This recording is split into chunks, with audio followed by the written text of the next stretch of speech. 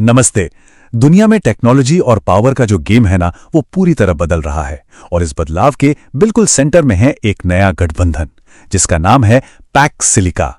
तो आज हम इसी को समझने वाले हैं कि आखिर ये है क्या और ये हमारी दुनिया को कैसे एक नया शेप दे रहा है। ये बात आज की सच्चाई को बिल्कुल सटीक तरीके से बयां करती है। सोचिए, ग्लोबल ट्रेड में इतनी तेजी से उथल-पुथल मची हुई है कि ऐसा लगता है जैसे एआई का डेवलपमेंट भी पीछे छूट गया हो। और ठीक इसी माहौल में, इसी अफरा-तफरी के बीच पैक्स सिलिका की कहानी शुरू होती है। तो सवाल यह है कि ये सब हो क्यों रहा है। देखिए, ट्रेड में जो भी ये उथल-पुथल दिख रही है ना, वो तो सिर्फ ऊपर ऊपर की बात है। असल में इसके नीचे एक बहुत ही स्ट्रेटेजिक बदलाव चल रहा है। जरा पिछले कुछ हफ्तों में जो हुआ है उस पर एक नजर डालते हैं। ये किसी बवंडर से कम नहीं है। पहले देखिए, भारत अमेरिका के बीच एक ट्रेड डील की घोषणा होती है, फिर कुछ ही दिनों में व्हाइट हाउस उसमें ढील दे देता है। इसके ठीक बाद भारत पैक्स सिलिका का हिस्सा बन जाता है और फिर अचानक अमेरिका में सुप्रीम कोर्ट टैरिफ पर रोक लगाता है, लेकिन दूसरी तरफ से एक नया 10% का सरचार्ज आ जाता है। नतीजा क्या हुआ? भारत को वॉशिंगटन के साथ ट्रेड पर बातचीत रोकनी पड़ी। ये सब क्या दिखाता है? यही कि माहौल कितना अनिश्चित है और यहीं पर पैक्स सिलिका को समझना और भी जरूरी हो जाता है।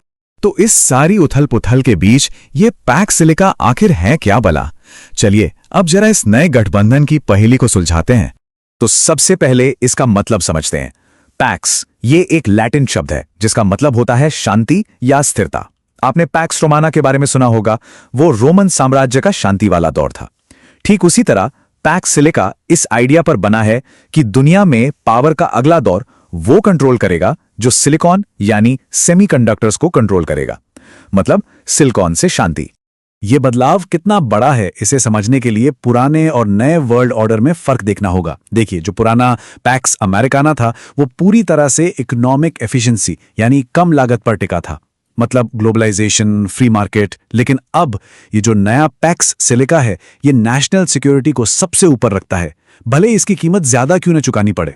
और इस गठबंधन के इरादे बहुत बड़े हैं। ये सिर्फ चिप्स की बात नहीं है।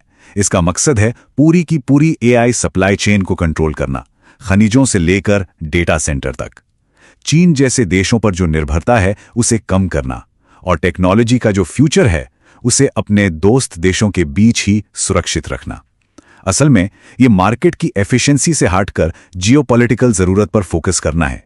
चलिए अब मिलते हैं इस गठबंधन के मेंबर से। इन्हें एक सुपर टीम की तरह समझिए। एक ऐसी टीम जिसे बहुत सोच समझकर बनाया गया है, जहां हर प्लेयर सप्लाई चेन के एक बहुत ही जरूरी हिस्से को कंट्रोल करता है। ये टीम बिल्कुल एक जिग्सॉ पजल जैसी है, जहां हर देश एक जरूरी टुकड़ा है। जैसे ऑस्ट्रेलिया कच्चा माल यानी रॉ मटेरियल देता है, तो जापान देता है high purity chemicals. South Korea memory chips में माहिर है, तो इजराइल इनोवेशन और साइबर सिक्योरिटी में। सिंगापुर लॉजिस्टिक्स संभालता है, यूएई और कतर पैसा और एनर्जी लाते हैं। और इन सबको एक साथ कौन जोड़ता है? अमेरिका, अपने डिजाइन, फाइनेंस और इंटेलेक्चुअल प्रॉपर्टी के साथ। ये अपने आप में एक पूरा सेल्फ सफिशिएंट सिस्टम है। अब यहां कहानी में एक बहुत ही दिलचस्प मोड़ आता है। कई बार यह जानना इतना जरूरी नहीं होता कि टीम में कौन है, जितना यह जानना कि किसे टीम से बाहर रखा गया है। और यहीं पर असली कहानी छिपी है। तो सवाल यह है कि इस सुपर टीम से कौन गायब है? कौन से वो दो बड़े नाम हैं जो इस लिस्ट में नहीं हैं? सबसे बड़ा नाम ताइवान। और ये एक अजीब विरोधाभास है। देखिए, ताइवान चिप्स की दुनिया का किंग है। टीएसएमसी, फॉक्सकॉन सब वही हैं। लेकिन चीन के साथ जो उसका सेंसिटिव पॉलिटिकल रिश्ता है, उसकी वजह से उसे सिर्फ एक गेस्ट का दर्जा दिया गया, फुल मेंबर का नहीं।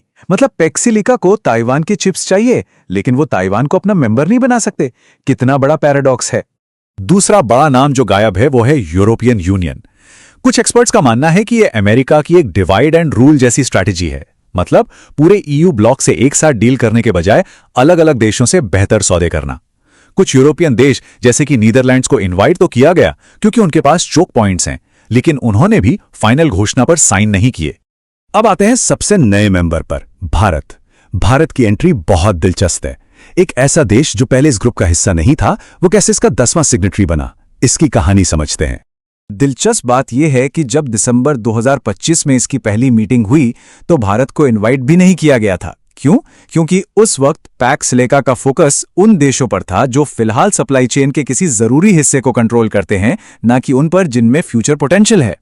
तो फिर अचानक ऐसा क्या बदल गया? इसके पीछे 3 वजहें हो सकती हैं। पहली है एंटरप्राइज एआई, जहां भारत की बड़ी बड़ी आईटी कंपनियां ग्लोबल कंपनियों के लिए एआई सिस्टम लगाने में बहुत जरूरी हो गई हैं।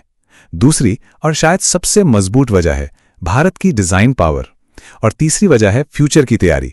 भारत अब चिप असेंबली, टेस्टिंग और मैन्युफैक्चरिंग में भी अपनी ताकत बना रहा है। और डिजाइन वाली बात को यह आंकड़ा और भी पुख्ता करता है। जरा सोचिए, एनवीडिया जो एआई चिप्स की दुनिया की सबसे बड़ी कंपनी है, उसके टोटल ग्लोबल वर्कफोर्स का 10 से 30% हिस्सा भारत में है। इसका सीधा सा मतलब है कि जो चिप्स पैक्स सिलिका को पावर दे रहे हैं, उनमें से कई बेंगलुरु या हैदराबाद में ही डिजाइन हो रहे हैं। इस ताकत को नजरअंदाज नहीं किया जा सकता। तो ठीक है, ये गठबंधन बन तो गया है, लेकिन सबसे बड़ा सवाल, क्या ये कामयाब होगा? इसे समझने के लिए हमें पैक्स सिलिका के दिल में जो एक ट्रेड ऑफ है उसे समझना होगा। और वो ट्रेड ऑफ है कीमत बनाम सुरक्षा। और पूरी बहस इसी एक पॉइंट पे आकर टिक जाती है। दुनिया को क्या चाहिए, ज्यादा से ज्यादा एफिशिएंसी या ज्यादा से ज्यादा सिक्योरिटी? ग्लोबलाइजेशन का मकसद था कम से कम लागत, लेकिन अब फ्रेंड शोरिंग यानी दोस्त देशों के साथ ट्रेड सिक्योरिटी तो देता है, पर इसकी एक कीमत है, और वो कीमत है कम एफिशिएंसी और ज्यादा लागत। पीटरसन इंस्टीट्यूट का ये डेटा इस कीमत को बिल्कुल साफ कर देता है।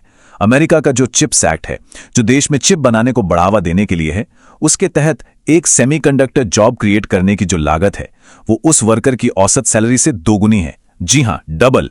ये एक बहुत बहुत बड़ी कीमत है।